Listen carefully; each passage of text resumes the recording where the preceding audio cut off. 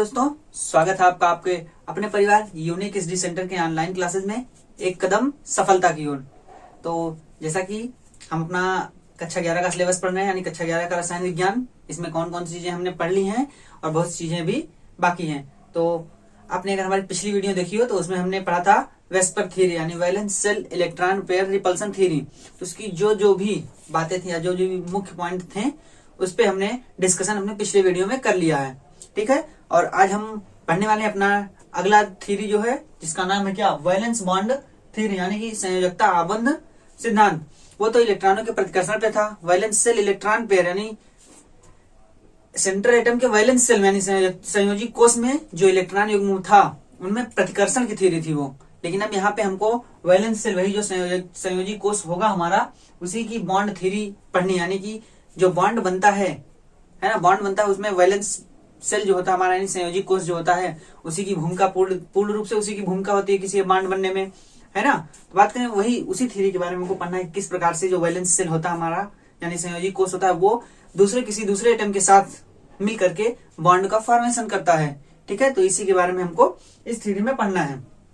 तो बात करें सबसे पहले हम बताएं तो हमने जब कोसेल्स और लुईस की संरचना पढ़ी थी, यानी कोसेल्स लुईस की जो अवधारणा थी किसी मॉलिक्यूल के लिए, तो उसमें उन्होंने सिर्फ शेयरिंग के बारे में बताया था कि एक इलेक्ट्रॉन युग्म का शेयरिंग होगा दो एटम्स के बीच, ठीक है, तब बॉन्ड बनेगा। लेकिन उन्होंने वहां पे आकृति के बारे में नहीं बताया कि आकृति कैसी होगी मॉलिक्यूल की।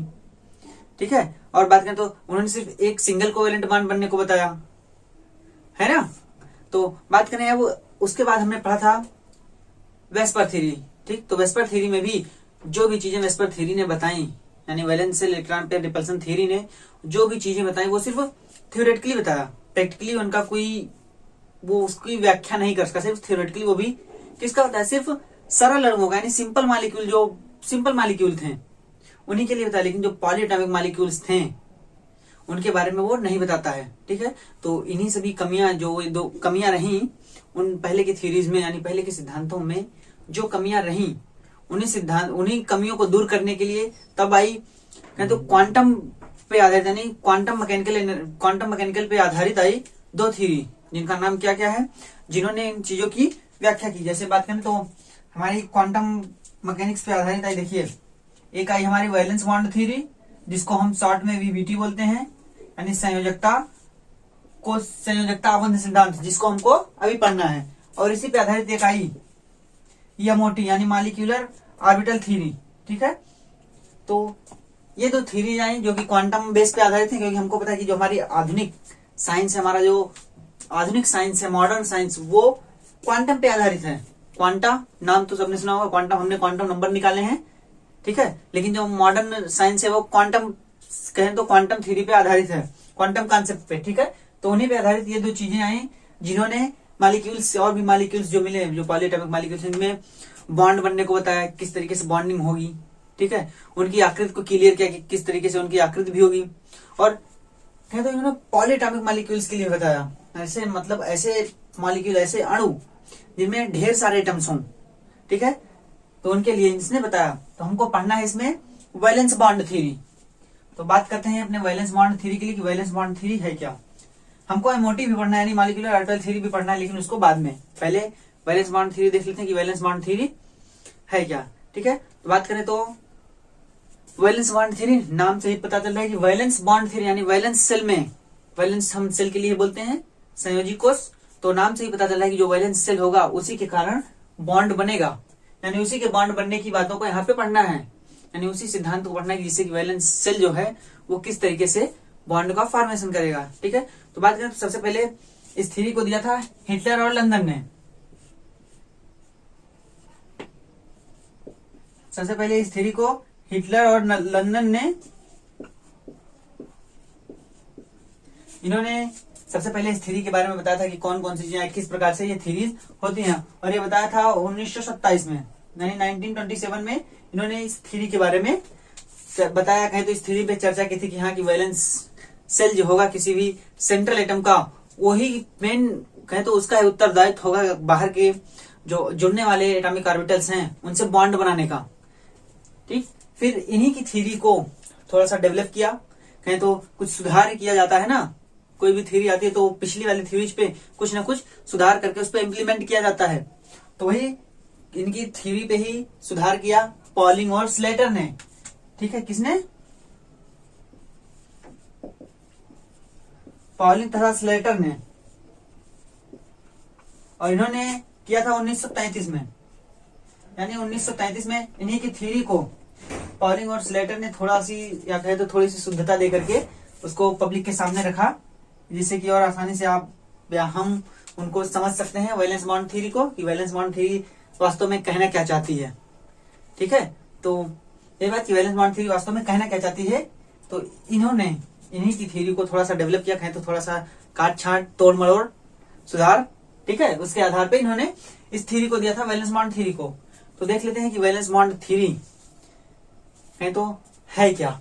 ठीक, कि वैलेंस बॉन्ड थ्योरी में कौन कौन सी चीजें कही गई, कौन कौन से उसके पॉइंट्स हैं। तो इससे पहले बात करें तो जो वैलेंस बॉन्ड थ्योरी है हमारी, ये आपके सिलेबस में यानी कक्षा 11 के सिलेबस में बहुत बड़े में नहीं, बहुत अच्छे से नहीं दी गई है, सिर्फ कुछ चीजें इसके बारे में बताई गई हैं, लेकिन हम कोशिश करेंगे कि अच्छे से आपको उन चीजों को बहुत अच्छे से समझाएं। ठीक है, तो बात करें तो इस थ्योरी को समझने के लिए हमको एटॉमिक ऑर्बिटल्स जानना पड़ेगा। क्या? यहाँ देखिए, इस थ्योरी को समझने के लिए हमको एटॉमिक ऑर्बिटल्स के बारे में जानना पड़ेगा, जो कि हम जानते हैं एटॉमिक ऑर्बिटल्स यानी परमाणु कक्षक। इनके बारे में हमको पता है परमाणु कक्षक क्या होते हैं। ठीक है, जैसे sp,d ये तो हमारे सबसेल होते हैं, लेकिन इनमें जो कक्षक होती है इसमें एक ऑर्बिटल, p में 3, d में 5, f में 7 ये ऑर्बिटल्स होते हैं ना, तो वही है एटॉमिक ऑर्बिटल्स। इनके बारे में जानना पड़ेगा इस थ्योरी को पढ़ने के लिए। और बात करें तो इसके बाद हमको जानना पड़ेगा इलेक्ट्रॉनिक कॉन्फ़िगरेशन के साथ। इलेक्ट्रॉनिक कॉन्फ़िगरेशन हमने इलेक्ट्रॉनिक कॉन्फ़िगरेशन में पढ़ा है, यानी कि इलेक्ट्रॉनिक विन्यास। ठीक है, जिन्होंने ना पढ़ा वो पिछली वीडियोस जाके देख सकते हैं। ठीक है, तो इलेक्ट्रॉनिक कॉन्फ़िगरेशन भी हमने पढ़ा है, क्योंकि इसके बिना भी हम वैलेंस बॉन्ड थ्योरी को नहीं पढ़ सकते हैं। और इसी तरीके से साथ में बात करें तो हम एक नई टॉपिक जानेंगे, क्या? ओवरलैपिंग।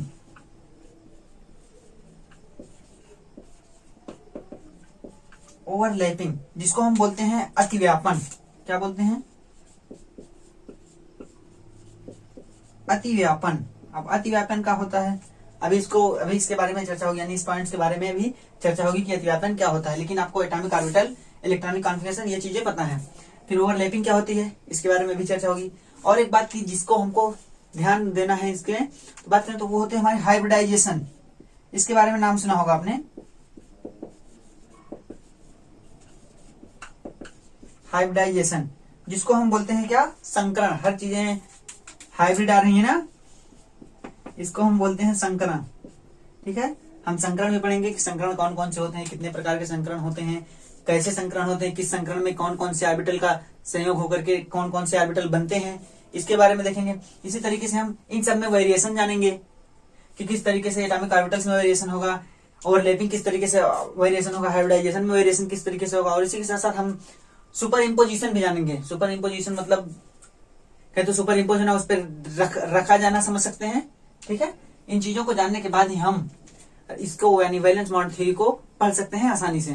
ठीक, बात करें इन चीजों के बारे में तो आपको पता है, इन दोनों चीजों को हमको पढ़ना है। तो सबसे पहले हम इसी पर चर्चा करेंगे कि ओवरलैपिंग क्या होती है, यानी अतिव्यापन क्या होता है। ठीक है, इसको चर्चा करने के बाद ही हम चलेंगे अपने आगे के, यानी वैलेंस बॉन्ड थ्योरी को पढ़ने के लिए हम चलेंगे। देखिए कि अतिव्यापन है क्या। तो अतिव्यापन यानी ओवरलैपिंग, बात करें तो ओवरलैपिंग से आपको वर्ड से समझ जाना चाहिए कि देखिए क्या है ओवरलैपिंग।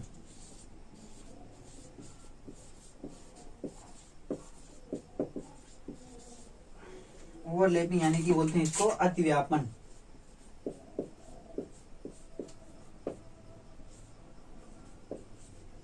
ठीक, तो ओवरलैपिंग मतलब, लैपिंग मतलब कह सकते हैं एक दूसरे की तरफ बढ़ना। ठीक है, उसके हिस्से को कब्जा करना, उसी को बोलते हैं लैपिंग। ओवरलैपिंग मतलब अपने हिस्से से ज्यादा दूसरे के हिस्से पे भी कब्जा करना। ठीक है, जैसे अगर समझे तो मान लीजिए कोई ये एटॉमिक ऑर्बिटल हो, ये किसका शेप होता है, हमने शेप पढ़ा है, ये होता है एस ऑर्बिटल। एस ऑर्बिटल का शेप ये होता है ना। तो कहें अगर एक एस ऑर्बिटल ये हो और दूसरा एस ऑर्बिटल इसी पे आ जाए इस तरीके से, ये भी हमारा एस ऑर्बिटल ही है। Yes orbital. तो इससे ऐसा लगे इनके बीच की कहें तो ओवरलैपिंग वह चीज होती है कि जिससे दो एटम्स के बीच में मिनिमम दूरी हो, ठीक है, यानी दो एटम बहुत ही कम दूरी पे हो तो उसी को ओवरलैपिंग बोलते हैं। तो ये कंडीशन बनती है ओवरलैपिंग की, एक दूसरे में कह सकते हैं कि आंशिक रूप से कब्जा कर लेता है।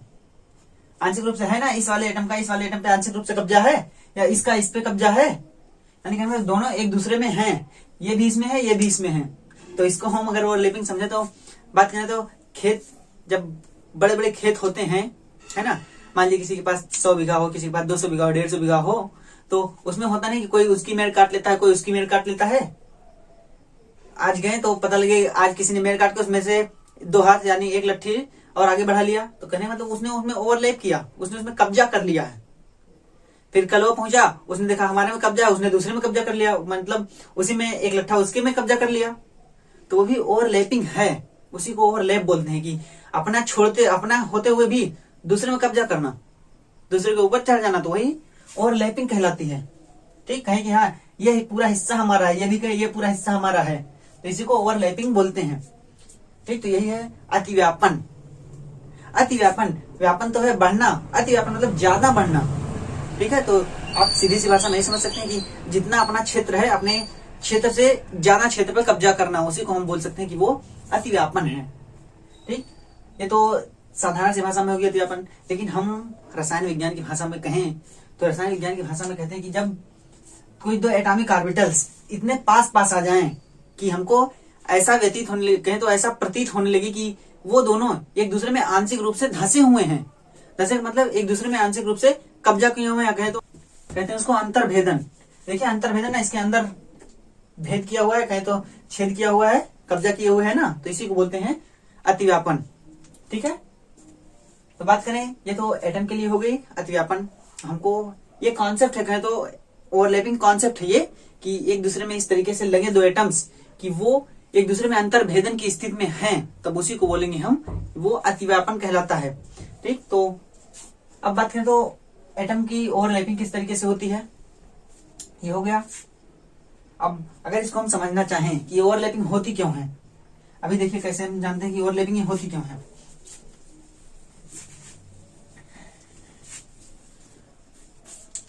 तो बात करें तो अब इसको थोड़ा सा देखते हैं, वैलेंस बॉन्ड थ्योरी। तो वैलेंस बॉन्ड थ्योरी में ये व्याख्या जो चीजें वेस्पर थ्योरी और लुईस अप्रोच यानी लुईस और हार्डे इन चीजों की बात नहीं कर पाएगी। जो बॉन्ड बनते हैं, मान लीजिए बॉन्ड बने हो H2 के बीच में, H2 हो और F2 हो, तो ऐसा क्यों होता है कि इसकी बॉन्ड लेंथ बड़ी होती है, इसकी बॉन्ड लेंथ छोटी होती है, या इसकी बॉन्ड एंथैल्पी ज्यादा होती है, इसकी बॉन्ड एंथैल्पी कम होती है, इन सभी की व्याख्या नहीं कर पाए थे। ठीक है, लेकिन ये जो थ्योरी आई वैलेंस बॉन्ड थ्योरी, इसने बताया कि क्यों होता है ये, क्यों ये बड़ा होता है, यानी इसका बॉन्ड लेंथ क्यों बड़ा होता है, इसका बॉन्ड लेंथ क्यों कम होता है, इन सभी के बारे में इसने बताया। तो अब बात करें, हम इसको समझ सकते हैं कि H2 को अगर हम लें, ठीक है, मान लीजिए हमने H2 का 2 एटम ले लिया, एक H एटम ये, एक H एटम ये, जिसको हमने मान लीजिए इसको नाम दे दिया A, इसको नाम दे दिया B। ठीक है, ये एटम्स हैं, जो इसके इलेक्ट्रॉन होंगे, एक एक इलेक्ट्रॉन ही होता है, इसके इलेक्ट्रॉन को हम कहेंगे, मान लीजिए EB कह सकते हैं, EB, और इसके इलेक्ट्रॉन को हम कहते हैं EA।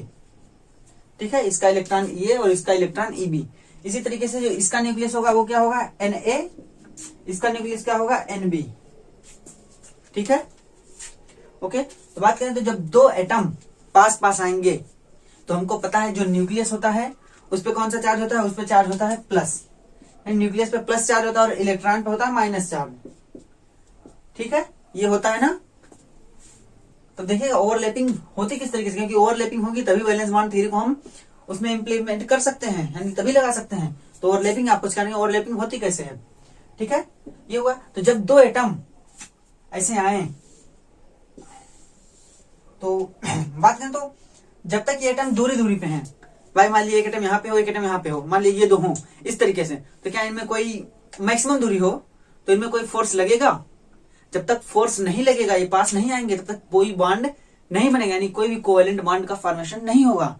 अब इतनी दूरी पे हो तो बॉन्ड बनना संभव है नहीं ना, कोई फोर्स नहीं। लेकिन जब ये धीरे धीरे एक दूसरे के पास आएंगे तब भाई इनमें हो सकता है अट्रैक्शन का फोर्स लगे, यानी आकर्षण बल लगे, या हो सकता है रिपल्सन का फोर्स लगे, एक दूसरे को रिपेल करें, प्रतिकर्षित करें, है यही दो फोर्स लगेंगे, कोई तीसरा तो आएगा नहीं।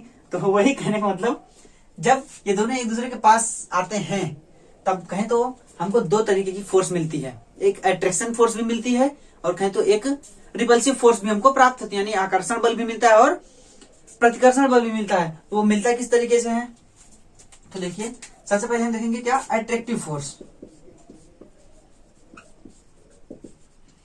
अट्रैक्टिव फोर्स और यहां पे देखिए रिपल्सिव फोर्स।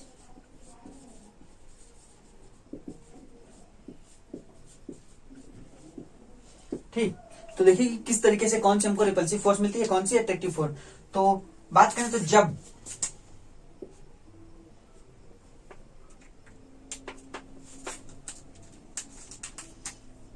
देखिए पहली बात करें तो हमको पता है कि इसमें न्यूक्लियस भी होता है, Na Nb, और इसमें होता है इलेक्ट्रॉन भी।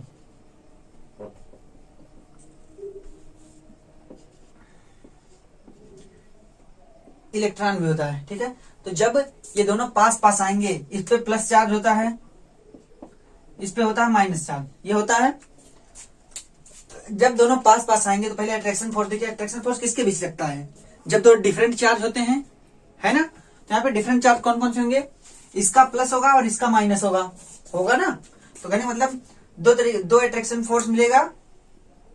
पहला अट्रैक्शन फोर्स किसका, इसका नाभिक, इसका इलेक्ट्रॉन होगा ना। तो कहने मतलब क्या, किस तरीके से, Na और Eb, ये एक फोर्स हमको मिलेगा अट्रैक्शन फोर्स, और इसी के साथ ये वाला भी मिलेगा, यानी क्या Nb और Ea, ये दो फोर्सेस हमको मिलेंगे। कौन से, अट्रैक्शन, ये दो हमारे अट्रैक्टिव फोर्स मिले ना, यानी कह सकते हैं इसको कि ये हमारे आकर्षण बल हैं।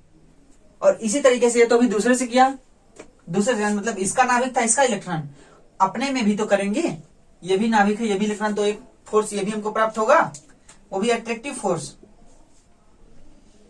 देखिए इसका नाभिक और इसी का इलेक्ट्रॉन, Na और Ea, ये भी तो अट्रैक्शन फोर्स होगा, और यहां भी Nb और Eb, ठीक है, यहां भी उसी का फोर्स प्राप्त हुआ ना। ये दोनों अट्रैक्टिव फोर्स होंगे, ये हमारा अट्रैक्टिव फोर्स होगा। अभी हम बताएंगे क्यों हम अट्रैक्टिव फोर्स और रिपल्सिव फोर्स दोनों की बात कर रहे हैं, ठीक है। ये अट्रैक्टिव फोर्स होगा। इसी तरीके से रिपल्सिव फोर्स की बात करें तो रिपेल यानी प्रतिकर्षण कहां पे होगा, तो पहला तो रिपल्सन कह सकते हैं इनमें होगा ना, दो सेम चार्जेस हैं, एक दूसरे को रिपेल करेंगे। और दूसरा रिपल्सन इनके बीच में होगा, भाई दोनों एक दूसरे को ये भी तो रिपेल करेंगे, रिपल्सन होगा एक तो दोनों के नाभिक में और दूसरा दोनों के इलेक्ट्रॉनों में। तो बोल सकते हैं क्या, पहला रिपल्सन हमारा बोल सकते हैं कि दोनों के नाभिक में होगा, Na एंड Nb में, और अगला बोल सकते हैं कि दोनों के इलेक्ट्रॉन में होगा, Ea और Eb। यानी ये दो प्रकार के रिपल्सिव फोर्स हमारे प्रतिकर्षण बल लगेंगे। तो कहने मतलब जब रिपल्सन फोर्स यानी रिपल्सिव फोर्स और अट्रैक्टिव फोर्स दोनों साथ में लगेंगे तो कोई रिजल्ट प्राप्त होगा उसका, क्या कोई संभावना है कि कोई रिजल्ट प्राप्त हो, बॉन्डिंग या नॉन बॉन्डिंग कुछ भी, ये तब तक नहीं होगा। कब तक, जब तक कि हमको ये नहीं पता चले कि कौन सा ज्यादा हो रहा है और कौन सा कम हो रहा है ना। जब तक ये नहीं जानेंगे कि अट्रैक्टिव फोर्स ज्यादा है रिपल्सिव फोर्स, तब तक किसी भी फाइनल रिजल्ट पे हम नहीं पहुंचेंगे। ठीक, तो हमको अतिव्यापन पढ़ना है, तो अतिव्यापन में पता है कि अतिव्यापन तभी होगा जब ये दोनों एक दूसरे पे सुपर इम्पोज कह सकते हैं, एक दूसरे पे चढ़ जाएंगे, थोड़ा बहुत अंतर्भेदन की क्षमता दिखाई देगी, अंतर्भेदन आंशिक अंतर्भेदन होगा तभी। और वो कब संभव है, जब रिपल्सन फोर्स ज्यादा हो या अट्रैक्शन फोर्स यानी आकर्षण बल या प्रतिकर्षण बल। भाई ये दोनों मान लीजिए इनमें अगर बॉन्ड बनना है तो इसके लिए इनको सटना पड़ेगा आपस में, तभी तो बॉन्ड बनेगा। अगर ये दूर दूर है तो बॉन्ड नहीं बनेगा। और ये कब संभव है, मान लीजिए यहाँ पे आए तो ये स्थिर हो जाएंगे, है ना। लेकिन जब बॉन्ड बनना होगा तो क्या होगा, अट्रैक्शन फोर्स ज्यादा होना चाहिए रिपल्सन फोर्स की तुलना में। अगर रिपल्सन फोर्स ज्यादा होगा तो ये दूसरे को रिपेल कर देंगे। इसीलिए जब दो हाइड्रोजन एटम पास पास आते हैं तब दोनों में ये फोर्सेस लगते हैं। अट्रैक्शन फोर्स लगता है एक हाइड्रोजन एटम के द्वारा दूसरे हाइड्रोजन के साथ, उसके इलेक्ट्रॉन के साथ, और दूसरे हाइड्रोजन के द्वारा इसके न्यूक्लियस इसके नाभिक और इसके इलेक्ट्रॉन के साथ ये फोर्सेस लगते हैं। तब बात करें तो उस समय जब फोर्सेस लग रहे होते हैं तब क्या होता है कि उनकी एनर्जी, जो इनकी एनर्जी है वो ज्यादा होती है। अगर ये आइसोलेटेड हो, अलग अलग हो, तो इनकी एनर्जी ज्यादा होंगी। लेकिन जब ये दोनों पास में आएंगे तब जब बॉन्डिंग होगी, तो हमने क्या बताया था कि एनर्जी को कम करने के लिए बॉन्डिंग होती है। यानी आप बंध तभी बनता है जब एनर्जी कम होती है, यानी ज्यादा एनर्जी हो, लेकिन जब उसने बंध बना लिया तब उसकी एनर्जी कम और स्टेबिलिटी बढ़ जाती है। तो वही बताया था कि स्टेबिलिटी प्राप्त करने के लिए ही एटम्स बॉन्डिंग करते हैं। तो इस केस में जो अट्रैक्शन फोर्स होगा वो रिपल्सिव फोर्स से ज्यादा हो जाएगा। कहने मतलब आकर्षण बल प्रतिकर्षण बल से ज्यादा हो जाएगा, जिससे ये दोनों एटम्स एक दूसरे के पास पास आ जाएंगे। देखिए ये वाली कंडीशन बन जाएगी, ये एक एच एटम ये है, एक एच एटम ये है, ये वाली कंडीशन बन जाएगी। और ऐसा प्रतीत होगा कि दोनों एक दूसरे में आंशिक भेदन कर रहे हैं, और ये स्थिति होगी कि इनकी एनर्जी मिनिमम होगी। इस कंडीशन में एनर्जी मिनिमम होगी तो स्टेबिलिटी बढ़ जाएगी, ठीक है। और इस तरीके से अतिव्यापन भी हो जाएगा, और इनका कहें तो ये अतिव्यापन के साथ साथ इनकी एनर्जी भी बढ़ जाएगी ना, ठीक। तो इनके बीच में बॉन्डिंग हो गई तो इनका बॉन्ड लेंथ हो जाता है। तो कहें तो इनकी बॉन्ड लेंथ होती है 74,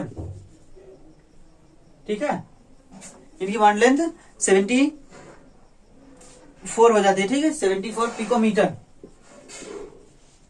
कहें तो हाइड्रोजन आबंध की बॉन्ड लेंथ 74 पिकोमीटर होती है।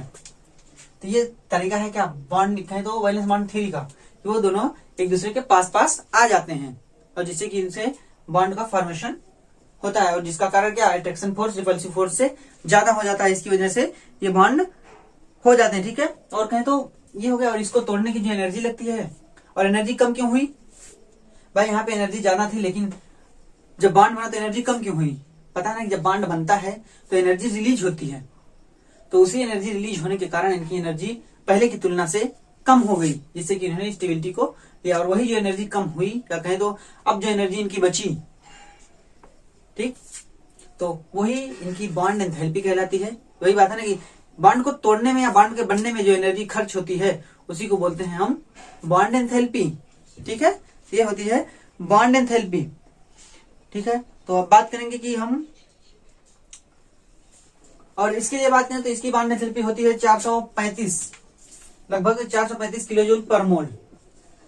435 दशमलव समथिंग है, शायद 8 है, किलोजूल पर मोल, यही इसकी एनर्जी होती है, ठीक है। हाइड्रोजन बॉन्ड की, हाइड्रोजन बॉन्ड नहीं, जो हाइड्रोजन एटम्स के बीच बने बंध की, ठीक। तो अब ये बातें हैं, तो अब हम पढ़ेंगे क्या, ये हो गया ना, अतिव्यापन हो गया। अब हम देख लेते हैं कि कुछ पॉइंट्स हैं संयोगिता आबंध सिद्धांत, उन्हीं पॉइंट्स को देख लेते हैं कौन कौन से पॉइंट्स इस थ्योरी के अंतर्गत हैं। तो बात करें तो वैलेंस बॉन्ड थ्योरी में कौन कौन से पॉइंट्स हैं जिसके थ्रू हम इसको समझ सकते हैं, ठीक है। तो बात करें जो वैलेंस बॉन्ड थ्योरी है, कहते हैं कोवैलेंट बॉन्ड बनने का, यानी सहसंयोजक बंध को बनाने को ना, कि इलेक्ट्रॉनों के वैलेंस सेल, जो एटम्स होंगे उनके वैलेंस सेल के थ्रू ही इस वो कोवैलेंट बॉन्ड का निर्माण होगा। तो देखिए कौन कौन से पॉइंट हैं इसमें। पहला पॉइंट होगा the atomic orbital which unite to form molecule completely retain their identity. क्या देखिए, the atomic orbital which unite to form molecule, मतलब ऐसे वह परमाणु कक्षक जो यूनाइट मतलब मिल करके मॉलिक्यूल का निर्माण करते हैं, यानी ऐसे वह एटॉमिक ऑर्बिटल परमाणु कक्षक जो मिल करके मॉलिक्यूल का निर्माण करते हैं, कंप्लीटली रिटेन देयर आइडेंटिटी, ये बात जानने वाली है। कंप्लीटली रिटेन देयर आइडेंटिटी मतलब वो पूर्ण रूप से अपना अस्तित्व बनाए रखते हैं, यानी रिटेन मतलब बनाए रखना। तो कहने मतलब जब दो एटॉमिक ऑर्बिटल मिल करके संयोग कर करके कोवैलेंट बॉन्ड का फॉर्मेशन करते हैं, तब वो अपनी प्योर आइडेंटिटी, जो उनकी आइडेंटिटी है, वो बनाए रखते हैं। ऐसा नहीं कि वो अपनी आइडेंटिटी खो देना, उनकी आइडेंटिटी बनी रहती है। जैसे बात करें, इसको समझे कैसे, तो अगर जैसे हाइड्रोजन बॉन्ड अभी हमने बनाया था, मान लीजिए ये दो हाइड्रोजन के बीच बॉन्ड बना, तो ये भी यस ऑर्बिटल है और ये भी यस ऑर्बिटल है। तो इनकी जो आइडेंटिटी है कि ये यस ऑर्बिटल ही रहेंगे, कोई दूसरा ऑर्बिटल नहीं, ओनली यस ऑर्बिटल रहेगा, ठीक है। ऐसा नहीं होगा कि मिलने के बाद कोई नया ऑर्बिटल बन जाए, नो, ओनली यस ऑर्बिटल होगा। जबकि ये कब दूसरा बनेगा, जब हाइब्रिडाइजेशन हम पढ़ेंगे, यानी संकरण, तब देखेंगे कि एस और एस मिला, यानी एस और पी मिला तो एसपी बन गया, ठीक है, sp2 बन गया, sp3 बन गया, इस तरीके से बनेंगे। लेकिन यहाँ पे ये अपनी आइडेंटिटी को बनाए रखेंगे। अगर यस है तो यस, पी है तो पी, ठीक, डी है तो डी, इसी तरीके से। दूसरी बात देखिए क्या, the formation of covalent bond is due to overlap of atomic orbital. मैंने बताया ना कि जो वैलेंस बॉन्ड थ्योरी में जो बॉन्ड का फॉर्मेशन होगा उसका मेन कारण होगा कि ओवरलैपिंग होगी। तो यही कह रहा है कि द फॉर्मेशन मतलब कोवेलेंट यानी सहसंयोजक बंध का बनना, सहसंयोजक आबंध का बनना किसके कारण से होता है? अतिव्यापन, जो परमाणु कक्षक होते हैं उनके अतिव्यापन से ही इस कोवेलेंट बॉन्ड का निर्माण होता है, यानी कि कक्षकों के अतिव्यापन से सहसंयोजक बंध का निर्माण होता है। अब देखिए होता कैसे है, निर्माण तो जान, लेकिन होता कैसे है? The atomic orbital having unpaired electron, unpaired electrons कहाँ होंगे? वैलेंस शेल में, क्योंकि अंदर वाले सभी पेयर्ड होते हैं इनर शेल में। क्या the atomic orbitals having unpaired electrons come close together, मतलब पास आते हैं, ओवरलैप टुगेदर, ओवरलैप करते हैं जैसा भी बताया, ओवरलैप करते हैं, and neutralise the spin of electrons. क्या neutralise the spin of electron, मतलब जो इलेक्ट्रॉन का स्पिन होता है कैसे होता है? एक का स्पिन ऊपर की तरफ होता है, इसका भी मान लीजिए दूसरे वाले का भी वैलेंस है तो ऊपर की तरफ होगा, अनपेयर्ड है तो जब ये पास पास आते हैं तब इसके थ्रू ये बनता है क्या?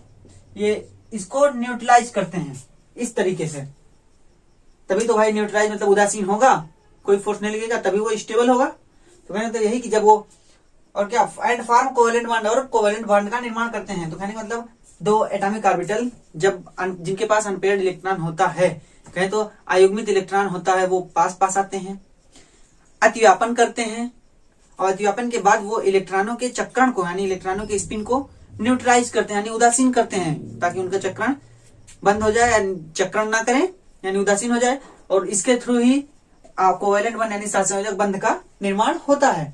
ठीक है, ये दूसरी बात थी। तीसरी बात देखिए क्या, if the overlapping atomic orbitals do not neutralise the spin of electrons यानी no bond formation will occur. कहने मतलब अगर जो दो पास आने वाले एटॉमिक ऑर्बिटल ओवरलैप किया लेकिन इलेक्ट्रॉनों के जो चक्रण थे स्पिन उसको न्यूट्रलाइज नहीं यानी उदासीन नहीं किया, तब वहां पे बॉन्ड का फॉर्मेशन नहीं होगा। क्या no bond formation will occur, तो कहने मतलब वहां पे हमको बॉन्ड का फॉर्मेशन यानी जो संयोजक बंध बन रहा है वो नहीं बनेगा। ठीक है, ये 3 पॉइंट्स हैं। और देखिए कौन कौन से पॉइंट्स हैं जो इस संयोजकता आबंध सिद्धांत के अंतर्गत और कौन कौन से पॉइंट हैं उनको देखते हैं। तो देखेंगे कि और कौन कौन से पॉइंट्स हैं। ठीक है, तो देखिए चौथा पॉइंट है the number of covalent bond formed in a molecule is equal to the number of unpaired electron. क्या equal to the number of unpaired electron present in valence shell of the central atom of molecule. कहने का मतलब the number of covalent bond formed in molecules is equal to the number of unpaired electron present in valence shell of the central atom of molecule. तो ये कह रहा है कि जो कोवेलेंट बॉन्ड की संख्या होगी यानी सहसंयोजक आबंध की जो संख्या होगी वो डिपेंड करेगी कि जो सेंट्रल एटम है मॉलिक्यूल का उसके वैलेंस शेल में कितने अनपेयर्ड यानी कितने अयुग्मित इलेक्ट्रॉन उपस्थित हैं।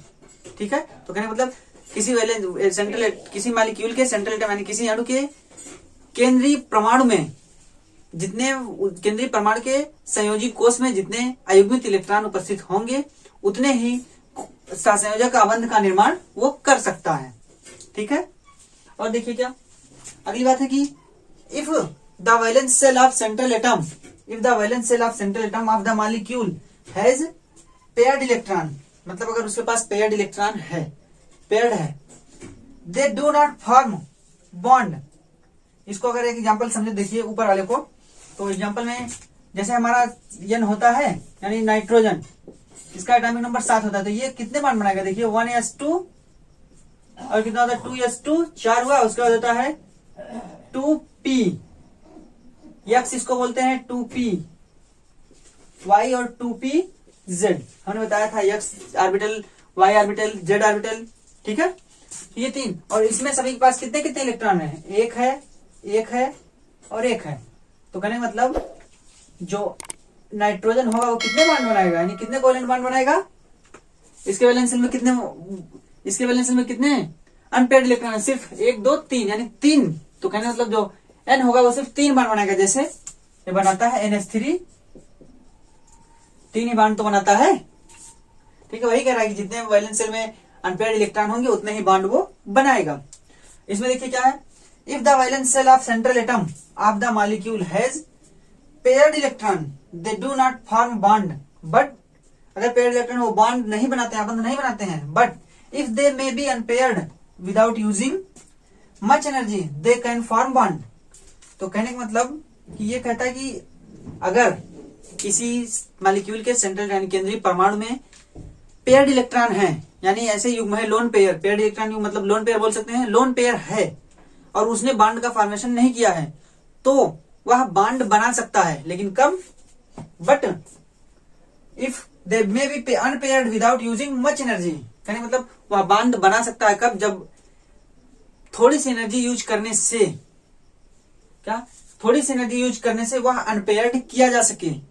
वही ना, they may be unpaired without using much energy, मतलब बहुत ज्यादा यानी बहुत ज्यादा एनर्जी की बजाय थोड़ी सी एनर्जी पे वो अनपेयर्ड हो सके, तब की केस में वो बॉन्ड का फॉर्मेशन करेगा।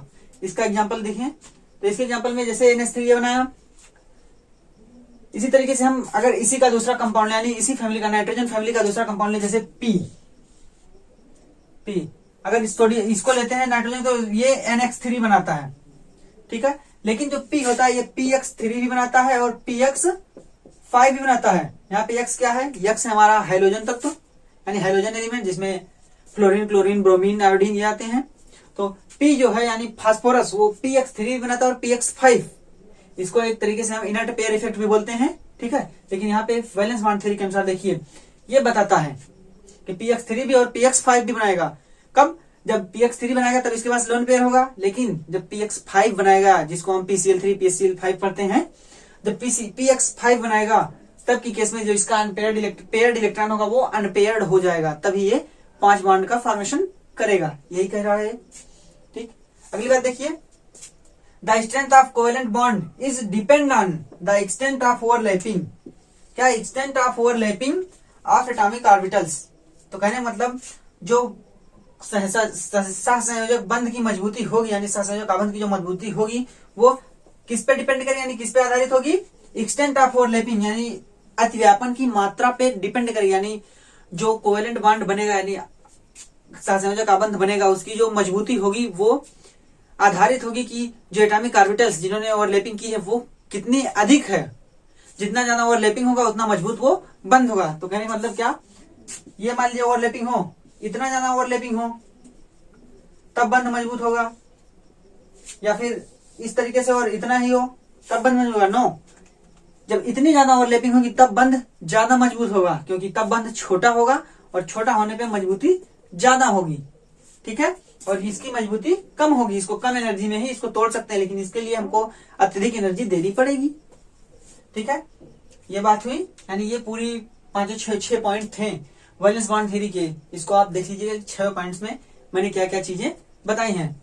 तो जैसे बात करें तो पहली बात मैंने बताई कि जो भी जुड़ने वाले एटॉमिक ऑर्बिटल्स होते हैं, यानी जो परमाणु कक्षक होते हैं, जिनके मिलने से कोवेलेंट बॉन्ड का निर्माण होता है, वो अपनी आइडेंटिटी यानी अपना अस्तित्व बनाए रखते हैं। पहली बात ये बताई थी। दूसरी बात मैंने बताई थी कि जो फॉर्मेशन होता है कोवेलेंट बॉन्ड का, वो होता कैसे है कि उसमें जो परमाणु कक्षक होते हैं उनके ओवरलैपिंग के कारण कोवेलेंट बॉन्ड का फॉर्मेशन होता है। वो परमाणु कक्षक नजदीक आते हैं जिनमें अनपेयर्ड इलेक्ट्रॉन होता है, नजदीक आते हैं, ओवरलैपिंग करते हैं, उसके बाद वो इलेक्ट्रॉनों के स्पिन यानी इलेक्ट्रॉनों के चक्रण को न्यूट्रलाइज करते हैं, जिससे कि बॉन्ड का फॉर्मेशन होता है ना। ये बात बताई थी। फिर तीसरी बात बताई थी कि अगर वो न्यूट्रलाइज नहीं करते हैं इलेक्ट्रॉनों के स्पिन को, तब कोई भी बॉन्ड फॉर्मेशन नहीं होगा। और चौथी बात यहाँ पे है कि जो कोवेलेंट बॉन्ड की संख्या होगी वो डिपेंड करेगी कि सेंट्रल एटम में यानी केंद्रीय परमाणु के वैलेंस शेल में कितने अनपेयर्ड इलेक्ट्रॉन हैं, ठीक है। और पांचवी बात थी कि जो वैलेंस शेल अगर है और उसमें लोन पेयर है और उसने बॉन्ड का फॉर्मेशन नहीं किया है, तो वह भी बॉन्ड का फॉर्मेशन कर सकता है। वो उस लोन पेयर को हटा करके अनपेयर्ड कर ले, तब वो बॉन्ड का फॉर्मेशन करेगा, और वो थोड़ी सी एनर्जी पे, ठीक है। और लास्ट बात है this the strength of covalent bond is depend on the extent of overlapping of atomic orbital. तो कहने का मतलब अंतिम पॉइंट इसका है कि जो मजबूती होगी सहसंयोजक आबंध की, वो डिपेंड करेगी यानी वह आधारित होगी किस पे, की जो एटॉमिक ऑर्बिटल्स हैं जिन्होंने बंध को बनाया है, उन्होंने ओवरलैपिंग कितनी ज्यादा की है, यानी उनकी ओवरलैपिंग की मात्रा, अतिव्यापन की मात्रा कितनी है। जितनी ज्यादा अतिव्यापन की मात्रा होगी उतना ही मजबूत बंध बनेगा। ठीक है, ये पूरी बात हुई वैलेंस बॉन्ड थ्योरी के लिए। अब बात करें तो वैलेंस बॉन्ड थ्योरी को पढ़ने के बाद अब कुछ डायरेक्शनल प्रॉपर्टीज होती हैं। ठीक है, एटॉमिक ऑर्बिटल्स की डायरेक्शनल प्रॉपर्टी के बारे में देखेंगे कौन कौन सी डायरेक्शनल प्रॉपर्टी। जैसे बात करें तो जब बांध का फॉर्मेशन होता है यानी आबंध बनता है तो हम देखते हैं कि जैसे मॉलिक्यूल्स होते हैं, मान लीजिए CH4 हो यानी मेथेन हो, NH3 हो और H2O हो, इस तरीके से सब मॉलिक्यूल्स हो तो उनकी आकृति कैसे पता चलती है। ठीक, कैसे पता चलता है कि जो CH4 होता है वो ऑक्टाहेड्रल होता है, NH3 जो होता है वो पिरामिडल होता है, या H2O जो होता है वो V शेप्ड या कहें तो बेंट होता है। हमको कैसे पता चलता है, बताइए कैसे पता चलता है कि CH4 जो होता है वो इस तरीके से होता है? कैसे पता चलता है बताइए? तो यही है डायरेक्शनल प्रॉपर्टीज, यानी जो वैलेंस बॉन्ड थ्योरी है वो इनके साथ या कहें तो वो डील करती है कि कहें तो उनको बताती है कि किस तरीके से इनका जो बॉन्ड एंगल कितनी होती है। भाई अगर दो बॉन्ड बनाए तो 180 होना चाहिए, लेकिन इस तरीके से होता है जिसमें 104.5 का एंगल बनता है ना, 104.5 डिग्री ये एंगल बनता है। तो यही की जो वैलेंस बॉन्ड थ्योरी है ये एटम्स के या कहें तो इन एटम्स की डायरेक्शनल प्रॉपर्टी जो कि दिशात्मक गुण होते हैं उनके बारे में भी चर्चा करता है, उनके आधार पे भी मॉलिक्यूल की आकृति को बताता है ये। ठीक है, अब बात करें तो ये डायरेक्शनल प्रॉपर्टीज के बारे में होगी। डायरेक्शनल प्रॉपर्टीज के कारण ही इनकी आकृति डिपेंड होती है, नहीं तो ये भी 90 डिग्री का होना चाहिए, लेकिन जब ये मिलते हैं आपस में तो कुछ रिपल्सन वल्सन के कारण ये डिफरेंस हो जाता है। ठीक है, तो इस तरीके से इसमें कितना एंगल होता है, इसमें होता है 109.5 अंश, ये होता है ना। तो यही सब कारण है इसकी डायरेक्शनल प्रॉपर्टी यानी एटम्स की डायरेक्शनल प्रॉपर्टीज। अब हम देख लेते हैं कि अतिव्यापन में किस तरीके से डायरेक्शनल प्रॉपर्टीज इसके दिखाते हैं, डायरेक्शनल प्रॉपर्टी किस तरीके से अतिव्यापन के अंतर्गत आता है। तो हम देखेंगे कि ये ओवरलैपिंग कैसी होती है, यानी जो परमाणु कक्षक होते हैं वो ओवरलैप करके आबंध का निर्माण कैसे करते हैं। तो बात करें तो जो परमाणु होगा वो 3 डायमेंशन में होगा, कहें तो हमारे 3 स्पेस में होगा, जिसकी 3 रेखाएं कहते हैं 3 क्षैतिज होंगी। जैसे बात करें तो x axis, y axis, z axis तीनों होगी। ठीक है, स्पेस में हम भी हैं, तुम्हारे 3 एक्सिस है, एक्स वाई और जेड तीनों एक्सिस हैं। तो इस तरीके से जब 2 एटॉमिक ऑर्बिटल पास आएंगे, किसके लिए? बॉन्ड बनाने के लिए। ठीक है, पास आएंगे तभी वैलेंस बॉन्ड बनेगा। तो जब वो पास आएंगे बॉन्ड बनाने के लिए तब कंडीशन ऐसी हो सकती है कि किसी दूसरे सिरे से आए, एक ऑर्बिटल दूसरे सिरे से आए, एक ऑर्बिटल दूसरे सिरे से आए। तो इस तरीके से कहें तो ओवरलैपिंग 3 प्रकार से होती है, एक पॉजिटिव यानी धनात्मक, दूसरा निगेटिव यानी ऋणात्मक, और तीसरी होती है हमारी जीरो ओवरलैपिंग। ठीक है, जिनको इन फिगर्स के थ्रू दिखाया गया किस तरीके से पॉजिटिव ओवरलैपिंग होगी, किस तरीके से निगेटिव और किस तरीके से होगी जीरो ओवरलैपिंग। तो पहले समझें। तो बात करें तो जब एटॉमिक ऑर्बिटल्स आते हैं तो उसमें इलेक्ट्रॉनों के पाए जाने की संभावना कहीं ज्यादा कहीं कम होती है, जिसको हम कहते हैं तरंग फलन। ठीक है, जो कि तरंग फलन पे ये बात यानी अतिव्यापन तरंग फलन पे आधारित है। ठीक है, कि किस ओर, जैसे हमने प्लस माइनस बनाया ना, प्लस बनाया है माइनस बनाया है, तो ये डिपेंड करता है कि इसकी डायरेक्शन। ठीक है, इनकी डायरेक्शन डिपेंड करती है, किस तरफ इनकी डायरेक्शन ज्यादा होगी, किस तरफ डायरेक्शन कम। कहने का मतलब किस तरफ इलेक्ट्रॉन जो होंगे वो अतिरिक्त होंगे और किस तरफ कम होंगे। ठीक है, तो कहने का मतलब जब ये एक दिशा में आएंगे या डिफरेंट दिशा में आएंगे तब किस तरीके से इनकी ओवरलैपिंग होगी। ठीक, जिसके थ्रू जो मॉलिक्यूल पाए जाते हैं उनकी ज्योमेट्री यानी उनकी जो आकृति होती है उसका निर्माण होता है, उसके बारे में पता चलता है। ठीक है, तो देखिए क्या, और इसमें बात करें तो जो हमारा पी ऑर्बिटल होता है उसमें हमको पता है 3 ऑर्बिटल पाए जाते हैं पी सबसेल में, p x, p y, p z, और तीनों किस पे होते हैं 90-90 डिग्री का कोण होता है तीनों के बीच। ठीक है, तो अभी देखेंगे हम। और जो यस होता है उसमें सिर्फ एक ऑर्बिटल है, तो वो पूरे स्पेस में कहीं भी किसी भी एक्सिस पे रह सकता है, तो कहीं से भी यानी किसी भी एक्सिस से वो संयोग कर सकता है। लेकिन जो पी एक्स, पी वाई और पी जेड होंगे वो सिर्फ अपने एक्सिस पे संयोग करेंगे, दूसरे एक्सिस से संयोग नहीं करेंगे, यानी दूसरी एक्सिस से संयोग नहीं कर पाएंगे। देखिए कैसे, पॉजिटिव ओवरलैपिंग क्या होती है, नेगेटिव ओवरलैपिंग क्या, और जीरो ओवरलैपिंग। तो आपको पहले बता दूं कि बॉन्ड का फॉर्मेशन तभी होगा जब पॉजिटिव ओवरलैपिंग हो, यानी कि जब पॉजिटिव ओवरलैपिंग हमारी होगी तभी ही हमें कोवेलेंट बॉन्ड का फॉर्मेशन होगा, यानी तब जाके ही आबंध का निर्माण होगा। अन्यथा निगेटिव ओवरलैपिंग या जीरो ओवरलैपिंग पे बॉन्ड का फॉर्मेशन नहीं होगा। ठीक है, तो देखिए पॉजिटिव ओवरलैपिंग होगी कैसे, जब ये पीजेड ऑर्बिटल है, तो जब पीजेड और पीजेड ऑर्बिटल के प्लस वाले चिन्ह यानी प्लस चिन्ह वाले, इसका आवेश से कोई मतलब नहीं, प्लस माइनस आवेश से कोई मतलब नहीं, ये सिर्फ डायरेक्शन दिखा रही है कि एक दिशा आएगी इसके साथ में, तब जाके ये ओवरलैपिंग होगी पॉजिटिव। ठीक है, ऐसा ना हो कि एक का प्लस है, जैसे निगेटिव ओवरलैपिंग में एक का प्लस है एक का निगेटिव सिरा है, तब वो निगेटिव ओवरलैपिंग यहाँ पे कोई बॉन्ड नहीं बनेगा। ठीक है, तो बॉन्ड का निर्माण तभी होगा जब प्लस और प्लस मतलब एक ही दिशा साथ में आए। ठीक, जैसे एक का पीजेड है और दूसरे का पीजेड ही है और उसी दिशा के साथ, जिस दिशा में वो दोनों पॉजिटिव हों। ठीक है, इसी तरीके से देखिए, जैसे पीजेड और यस, यहाँ पे पी एक्स पी वाई कुछ भी हो सकता है, और यस है तो यस किसी भी तरीके से संयोग कर सकता है, चाहे वो भाई कोई इसमें प्लस माइनस तो नहीं, सिर्फ प्लस ही।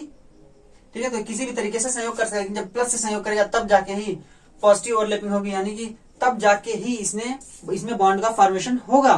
भाई जो इसमें अनपेयर्ड इलेक्ट्रॉन है, अनपेयर्ड इलेक्ट्रॉन ओवरलैपिंग करने आएगा, जो अनपेयर्ड इलेक्ट्रॉन है उसकी संभावना यहाँ पे ज्यादा होगी ना। यही कहने का मतलब ये प्लस माइनस यही दिखा रहे हैं कि इलेक्ट्रॉनों के होने की संभावना किस तरफ ज्यादा है। भाई अनपेयर्ड इलेक्ट्रॉन है तो यहाँ पे होगी। ठीक है, जब ये दोनों ओवरलैपिंग करेंगे तो यहाँ पे दोनों न्यूट्रलाइज करेंगे, दोनों अपना अपना इलेक्ट्रॉन देकर के यहाँ पे उसकी स्पिन को न्यूट्रलाइज करेंगे और बॉन्ड का फॉर्मेशन करेंगे। ठीक है, और नेगेटिव ओवरलैपिंग देखिए, एक का प्लस यानी यहाँ पे इलेक्ट्रॉन के पाए जाने की संभावना अधिक है, ये आ गई, और एक का जहाँ पे इलेक्ट्रॉन के पाए जाने की संभावना ही नहीं है वो आया है, तो क्या वहां बॉन्ड फॉर्मेशन होगा? नहीं, क्योंकि हमें वैलेंस बॉन्ड थ्योरी के अनुसार पता है कि जब दोनों मिल करके अपने इलेक्ट्रॉन को साथ लाएंगे और उनके वो स्पिन को न्यूट्रलाइज करेंगे तभी ये बॉन्ड का फॉर्मेशन करेंगे, जो कि यहाँ पे नहीं हो रहा है, क्योंकि यहाँ पे इलेक्ट्रॉन के पाए जाने की संभावना ही नहीं है। ठीक है, जिसको तरंग फलन बोलते हैं, वही होती है तरंग फलन, एम्पलीट्यूड का तरंग फलन है, उसी को वेव फंक्शन ऑफ एम्पलीट्यूड, तो वही कहा जाता है कि इलेक्ट्रॉन के पाए जाने की संभावना। तो इसी तरीके से देखिए निगेटिव ओवरलैपिंग यहाँ भी होगी, जब एक का नेगेटिव जहाँ पे इलेक्ट्रॉन को पाए जाने की संभावना है ही नहीं, और यस तो भाई हर जगह किसी भी तरीके से संयोग कर सकता है, तो उसकी ओवरलैपिंग होती है, कहीं से भी कर सकता है, तो ये भी निगेटिव ओवरलैपिंग होगी, इसके थ्रू भी बॉन्ड का फॉर्मेशन नहीं होगा। ठीक है, इसी तरीके से जीरो ओवरलैपिंग देखिए, बीच में आ जाए, पी तो है, ये पी एक्स है, और यस वाला जो है वो बीच में आ जाए, ना प्लस पे ना माइनस पे, तो उसी को बोलते हैं जीरो ओवरलैपिंग।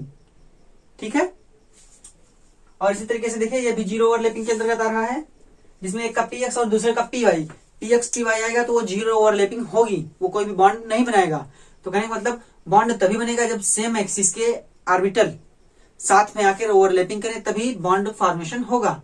सेम एक्सिस जैसे p x p y p z होता है, जब पी एक्स और पी एक्स आएंगे तभी बॉन्ड फॉर्मेशन होगा, पी वाई आएंगे तभी बॉन्ड बनेगा, पी जेड आएंगे तभी बॉन्ड बनेगा। ऐसा नहीं होगा कि पी एक्स और पी वाई आ जाए या पी एक्स और पी जेड आ जाए तब बॉन्ड बने, नहीं, वो नेगेटिव ओवरलैपिंग कहलाएगी। ठीक है, तो ये है कक्षकों का अध्यापन किस प्रकार से होता है, और भी फिगर्स आपकी बुक में दिए गए हैं कि कितने प्रकार से ओवरलैपिंग हो सकते हैं, कितने प्रकार से ओवरलैपिंग कर सकते हैं। ठीक है, यहाँ पे देखिए जीरो ओवरलैपिंग है। तो ओवरलैपिंग से बात करें तो जैसे हमारा CH4 मॉलिक्यूल बनता है ना क्या, CH4, तो इसमें कितने बॉन्ड एंगल कितनी होती है, 109.5 डिग्री होती है ना, जिसको 109.28 मिनट बोलते हैं, ये होती है। तो बात करें ये क्यों होता है भाई, जब C के पास जब हम C का इलेक्ट्रॉनिक कॉन्फ़िगरेशन करते हैं तो कितना होता है, 1s2 2s2 और 2p2, यही करते हैं। जब इसको एक्साइटेड स्टेट में लेके जाते हैं तब देखिए क्या होता है,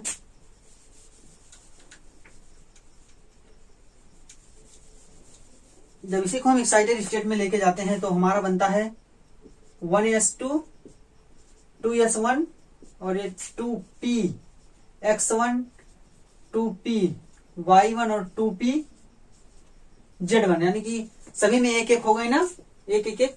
और यहाँ पे जो बना p x p y p z, ये तीनों में एक्स वाई जेड एक्सिस पे होंगे, जिनके बीच में 90 डिग्री का कोण होगा।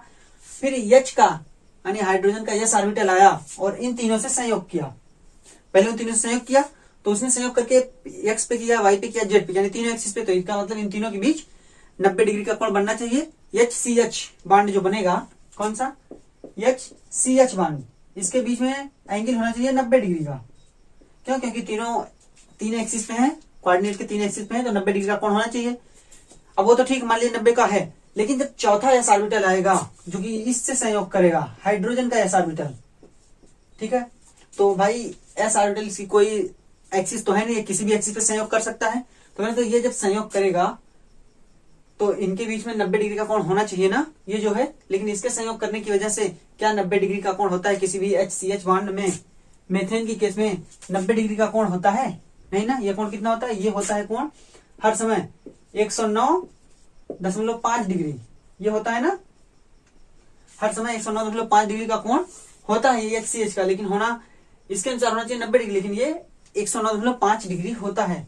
तो कहने का मतलब सिर्फ कक्षकों के अतिव्यापन से ही, ये क्या हुआ? अतिव्यापन के कारण हुआ ना, तो कह सकते हैं कि सिर्फ कक्षकों के अतिव्यापन से ही परमाणु यानी मॉलिक्यूल की आकृति डिफाइन नहीं की जा सकती। ठीक है, कक्षकों का अतिव्यापन यानी सिर्फ ओवरलैपिंग ऑफ एटॉमिक ऑर्बिटल से ही हम मॉलिक्यूल की ज्यामिति को नहीं बता सकते हैं। ठीक है, क्योंकि जो 90 डिग्री का होना चाहिए वो वास्तव में 109.5 डिग्री का मिलता है। इसी तरीके से अमोनिया में होता है, इसी तरीके से वाटर में यानी H2O में होता है 104.5, जबकि वहां भी होना चाहिए H2O यानी वो संयोग करा P वाले में 90 उसी के आसपास होना चाहिए। ठीक है, अमोनिया में भी NH3 में 90 डिग्री होना चाहिए, लेकिन होता नहीं है, 107 डिग्री हो जाता है। वो कारण यही है कि जो S वाला ऑर्बिटल होता है वो कहीं से भी संयोग कर लेता है, जिसकी वजह से वो अगर एक निश्चित व्यवस्था में नहीं जाएंगे, तो कहने का मतलब अगर निश्चित व्यवस्था में नहीं जाएंगे तो स्टेबल कैसे होंगे? अगर किसी का एंगल ज्यादा होगा, किसी का एंगल कम होगा, तो स्टेबिलिटी तो नहीं होगी। एंगल बराबर होगी, बराबर दूरी पर, मैक्सिमम दूरी पे होंगे, तभी वो स्टेबल होंगे, यानी तभी वो अस्थायी मॉलिक्यूल होंगे ना। ठीक है, तो ये पूरी बात थी परमाणु कक्षकों के अतिव्यापन की, यानी वैलेंस बॉन्ड थ्योरी की, जिसको हम बोलते हैं संयोजकता आबंध सिद्धांत। हमने संयोजकता आबंध सिद्धांत के बारे में आज की वीडियो में पूरा कुछ पढ़ लिया है। इसमें सिर्फ हमको बताना है सिग्मा और पाई बॉन्ड कैसे बनेंगे। ठीक है, कब सिग्मा बनेगा, कब पाई बनेगा, तो इसकी चर्चा हम अपने अगले वीडियो में करेंगे। सिग्मा पाई बॉन्ड हाइब्रिडाइजेशन भी पढ़ेंगे, जो कि बहुत ही इंपॉर्टेंट टॉपिक होगा। ठीक है, तो चलिए, अगर आपको वीडियो अच्छी लगी हो तो आप वीडियो को लाइक कीजिए और कमेंट भी कीजिए कि अपना कहें तो अपना एक्सपीरियंस शेयर कीजिए। ठीक है, और ज्यादा से ज्यादा लोगों के पास तक वीडियो पहुंचाइए। और अगर आप हमारे चैनल पर नए हो तो चैनल को सब्सक्राइब कीजिएगा। ठीक है, तो चलिए मिलते हैं अपने अगले वीडियो में, तब तक के लिए धन्यवाद।